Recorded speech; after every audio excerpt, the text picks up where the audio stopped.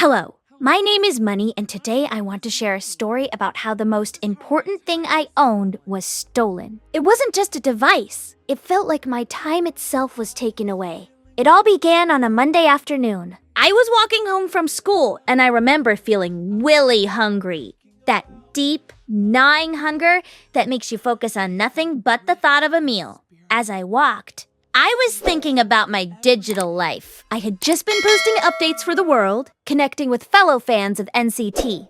I was in a great mood, thinking about the future, my projects, and the rocket wallpaper I had just set. I felt like I was in control of everything. I was even humming some Glenn Fredly songs, imagining the music I wanted to create. Perhaps some drum and bass tracks that would capture the rhythm of the city. I was so lost in my thoughts that I didn't notice the world around me. I felt rich in spirit and full of power, thinking about my online presence and the comments I needed to reply to on my site. I was excited about the future, thinking I could find all the archaic treasures of the internet and share them with my friends. I had no idea that while I was dreaming of being a creator, someone or something was about to take it all away. I was just a student walking home, unaware that my connection to the world was about to be severed in an instant.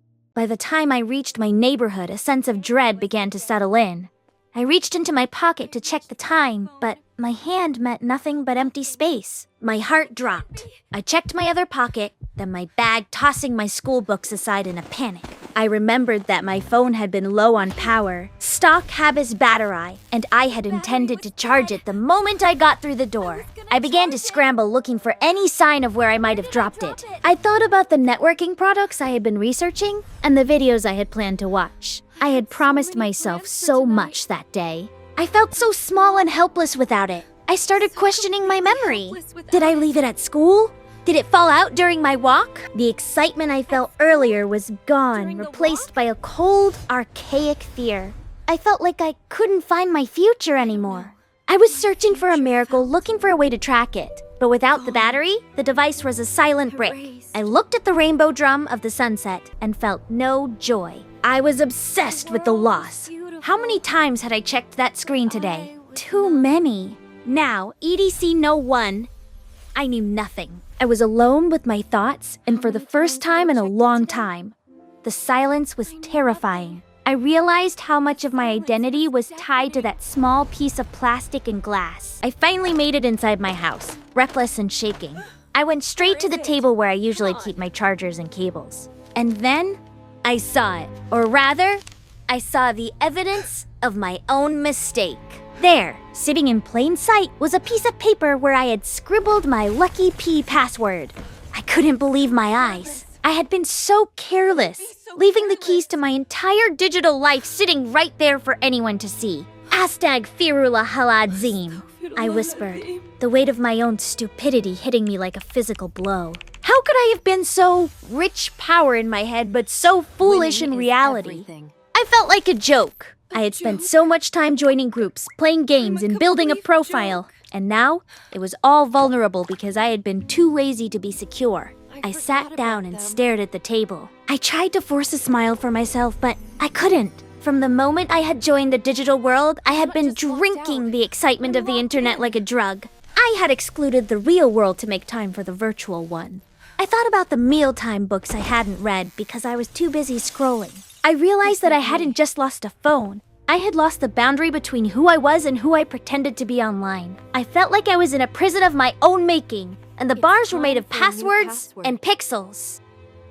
The next morning was the hardest. Every day, every single morning, the first thing I did was reach for my phone. It was my opener to the day. But that morning, my hand grabbed only air. I woke up and looked around my room, and for the first time, I actually saw it. I saw the airbrush I hadn't used, the dust on my shelves, and the casing, worms, of cables tangled in the corner. Everywhere I went, I saw people with their heads down. I was walking through the world, but I felt like I was invisible because I wasn't connected.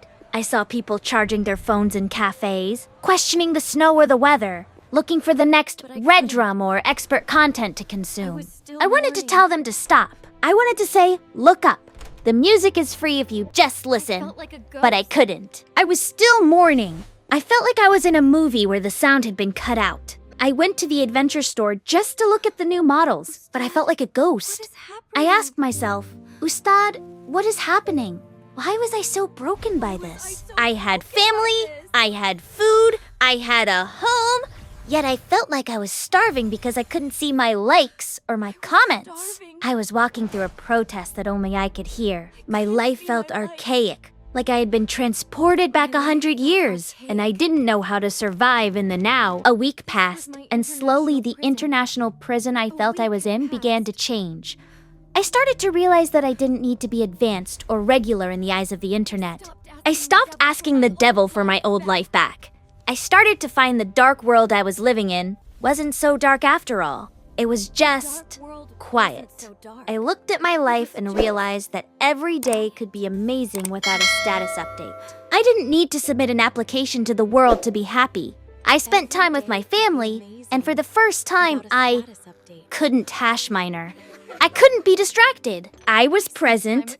I was money, the person, not money, the profile. I looked at the pre-header of my life and saw that I had years ahead of me that didn't need to be spent behind a screen. Now I wish my friends could understand this. I share my story not to complain, but to warn you. Don't let your time be stolen by something you can hold in your hand. The same day doesn't have to be a cycle of scrolling. It can be a new adventure every time you wake up. So please, leave your comments slowly, thoughtfully, and don't forget to like and subscribe to the idea of being free. Thank you for listening to my story. My name is Money, and I finally found my time. Goodbye.